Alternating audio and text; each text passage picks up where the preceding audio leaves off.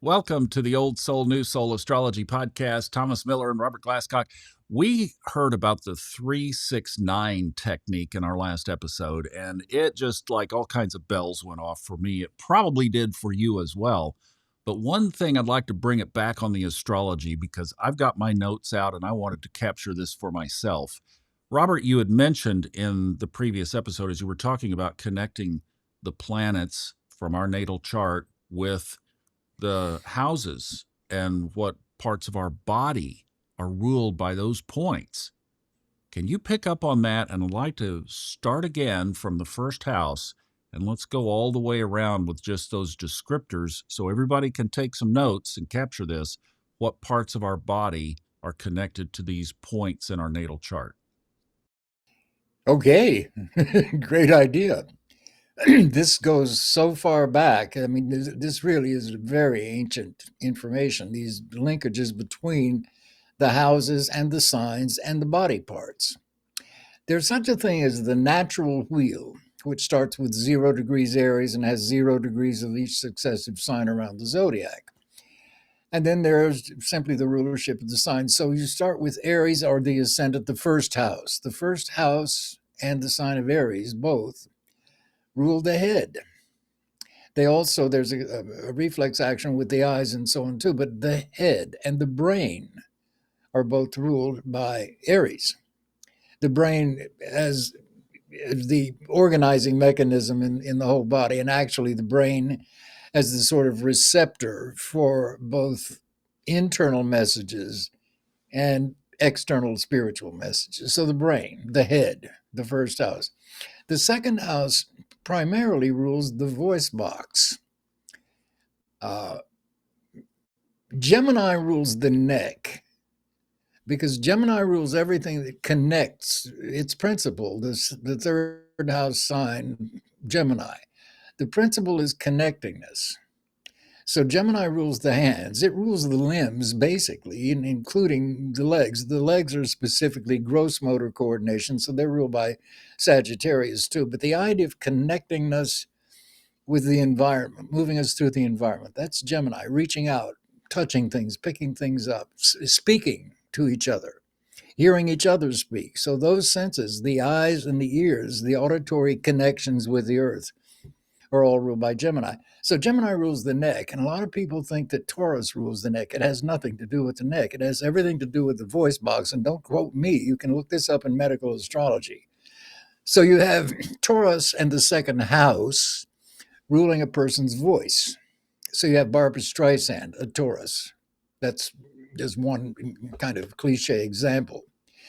Um, Then you have Gemini, again, which rules primarily fine motor coordination. Gemini rules, for example, the eyesight, which connects us visually to the environment, the auditory canals. You're going to see horoscopes of children with, for lack of a better word, afflictions or stress aspects involving the third house or Gemini that may indicate conditions like dyslexia, for example. And if those are not diagnosed early, the child may be brought up until dyslexia is diagnosed, thinking that he or she is stupid. They're not. They have a visual problem or an auditory problem. So the third house rules those senses. The fourth house in the body rules the womb in a woman, it rules the testes in a man. It rules the ovaries, again, in a woman. It rules the breasts. It also rules the meninges that covering around the brain, because the fundamental concept of the sign of Cancer is containingness. So externally, Cancer rules the home, which contains the family. It rules the rooms, which contain various aspects of living. Cancer rules a chest of drawers, which contains clothing. Cancer rules a closed fist. Cancer rules the cheeks. Cancer rules the gums, which contain the teeth, which are ruled by Saturn, and which Saturn and Capricorn rule the bones, and so on. So Each one of these signs begins to dawn on you. It has a function that ramifies throughout the body. So Cancer also rules the stomach, which is where the food goes initially to be broken down and digested. Leo rules the heart. Now, Leo is on the fixed axis, which is Leo, Aquarius, and Scorpio and Taurus. Aquarius rules the circulation, the circulatory system. Now, in the books, the less important area of the body that Aquarius rules is the ankles. And it's true, it does, but it also rules the circulatory system. Leo rules the heart itself. So you can have afflictions, for lack of a better word, or stress aspects involving either Taurus or Scorpio that have a reflex action on the heart and circulation. Now we're getting into a bit of medical astrology here, but so Leo is the heart. It's also the back and the spinal cord. Leo is. So you've got afflictions in those things too, sometimes through accidental injuries. And one of the accidental indicators is Uranus and Aquarius, opposite Leo. But those are the two primary things for Leo, the spine and the heart. Then you've got Virgo, which is primarily the digestive tract below the stomach, the intestines, for example, which is where food is further broken down and analyzed and then sent to the various places it should go. So the Virgo then also has a reflex action because it's on the mutable axis with Gemini and with Virgo itself, and then with Pisces and Sagittarius. Another rulership of Gemini connecting us, remember, is every nerve in the body. There are, I don't know, a billion synapses or something in the brain. Gemini rules them all because it rules the connecting, things that connect with each other. So the entire nerves and nervous system, in terms of the nervous system representing communications with each other, communications with parts of the body, that's the third house, connectingness. So the nerves. And you can have nervous disorders in any of the mutable signs, really. So now we've gotten to Leo, we got into Virgo, and Virgo is primarily the intestines, but it's also it can have a reflex action in the eyes and the ears. It can have a reflex action. It's a mutable sign, and it can have a reflex action in the immune system, which is Pisces. Pisces is basically the glandular system. So is Cancer, but Pisces particularly is the immune system. And you can have, quote unquote, again, afflictions in the immune system that are very difficult to diagnose, and they can, again, ramify throughout the body. But you can see, I've done this very early in my career, actually. I was reading for a leading chemotherapist in his home with his wife. And he was a Pisces, and he brought this up. He said, "Can you see anything about health?" And I've used this chart in workshops. And I said, "Well, he brought it up, not me." And I said, "Yeah, and it looks serious, and it looks like it involves the immune system, the autoimmune system, and the lymphatic system, which are, again, Cancer and Pisces." So I said I would have to ask about Hodgkin's disease. And that's exactly what it was. So it's important to at least be familiar with these rulerships. We're Virgo now, and then we get to Libra, which is primarily the kidneys. And again, because it's in the cardinal axis, kidney disease can have a reflex action in eyesight, which is Aries in the head, you see. So blindness can result from kidney disease. Diabetes is one of the primary illnesses of both Virgo, which is the pancreas, and Libra, which is the kidneys. So you look at sugar metabolism. And bear in mind, alcohol is metabolized as sugar. So alcoholics are headed for diabetes if they're not careful as well. So anyway, we've got this Libra now as the kidneys.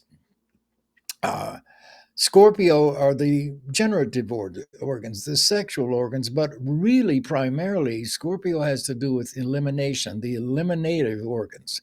Scorpio also rules the sinuses for some reason, but it does. But it does primarily rule the organs of reproduction. so that you can see instances with afflicted Scorpio, for example, of problems either conceiving or delivering a child, or problems with fertility and problems with childbirth and so on. And there's a reflex action here with Scorpio in the fixed axis and the heart and circulation as well. So you get into sexually transmitted diseases that can then, of course, affect the heart. So then you get into Sagittarius. And Virgo also, in addition to the intestines, rules the liver and the pancreas. So I'm kind of doing all of this from memory, but liver and pancreas are again associated with Virgo. So you have conditions like diabetes, for example, which has a lot to do with pancreatic functions. Virgo, and not just Virgo, but the mutable cross, Virgo Pisces, Sagittarius Gemini. So all of these things can interact with each other. So now we've gotten into Sagittarius, which is gross motor responses primarily. So the legs, walking, and so on. Again, it's in a reflex action with the nerves, Gemini. Gemini basically rules all sorts of tubes and connectors throughout the body. And Sagittarius is associated with all of that as well. Capricorn, the old traditional rulership is the knees, but the organ ruled by Capricorn is the gallbladder. So you can have gallbladder problems involved with Capricorn. Capricorn and Saturn both rule the bones. So the skeleton is ruled by Capricorn. In that sense, if we didn't have a skeleton, we would be a pool of organs and tissues. So in that sense, the skeleton organizes and structures the entire body so that things are placed in the right position. And then you get into Aquarius again, which is the circulation and the ankles. And finally, Pisces, yes, the feet, but primarily it rules the immune system. And by reflex action, Pisces is involved with the other mutable signs, so that toxins and pollution and poisons and drugs, for example, pharmaceuticals, are all ruled by Neptune and Pisces, so that those things then can have an effect, which you see reflex. When you drink too much, it affects your speech, it affects your thinking, it affects every mutable sign that there is. So there are some wonderful books out there on medical astrology, not that any of us are becoming doctors or are going to replace them. But you can learn a lot of very valuable information about the three main functions: the intake, what you put into your body; the mix, which is the metabolism; and the outgo, which is the elimination. So, for example, I have Saturn in Cancer in my chart. I have an alkaline stomach, which means I have Saturn, which is alkaline. Mars and Pluto are acidic. I have Saturn in Cancer. I have what's called a pale stomach. It's an alkaline stomach. If I get a stomach upset, the last thing I need is something like Tums. I don't need more alkaline. What I need is acid. So I'll drink orange juice or grapefruit juice, get some acid in there. So I have a very slow metabolism in my stomach. Food tends to hang out in my stomach because there's not much acid in there. So you can begin to actually look at organic functioning if you study medical astrology on your own behalf, and realize you've got the intake, the mix, which is your metabolic process, and then the out. And sometimes you may have an elimination problem in which toxins hang out in the body for a long time because they're not being excreted. So those are the three major body functions: in, out, in, mix, out.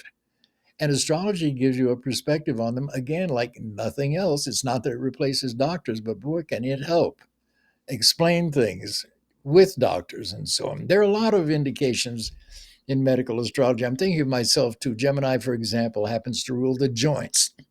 So you've got arthritic-like conditions. And arthritic-like conditions are absolutely immune system related, which is Pisces.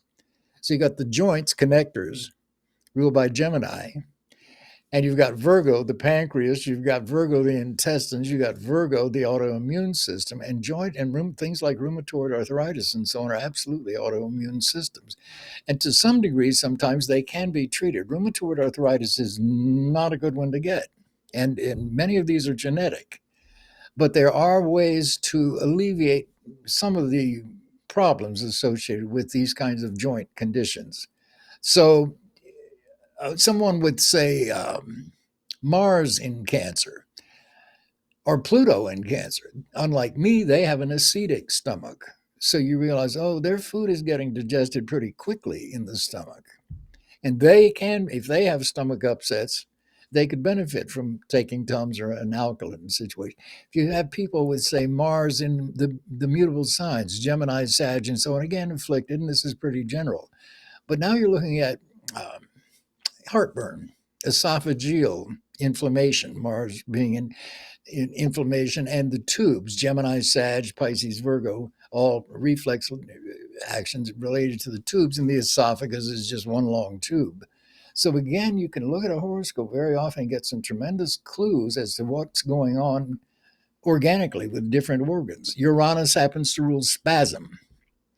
So I've at one point I remember having some problems with my right shoulder, and I couldn't figure out what was going on with it until the doctor himself mentioned spasm. And the instant he said it, that's it. I have Uranus, Gemini in Gemini retrograde in my sixth house of health. And so the second he said spasm, I knew, oh, that's right, that's what that is. So he knew instantly what to prescribe for me to relieve the spasm, which relieved the problem in the joint. So anyway, that's in a rough, very quick thumbnail outline, Thomas, how you can go through the zodiac and look at the body parts. All right, excellent. Thank you. That is exactly what I was looking for, and hopefully that gives you a great resource to add to your notes, and these obviously can apply to your life and to your friends. And if you're doing readings, you just got another great technique. Thanks, Robert, and thank you for watching and listening to the Old Soul, New Soul Astrology podcast. We'll see you in the next episode.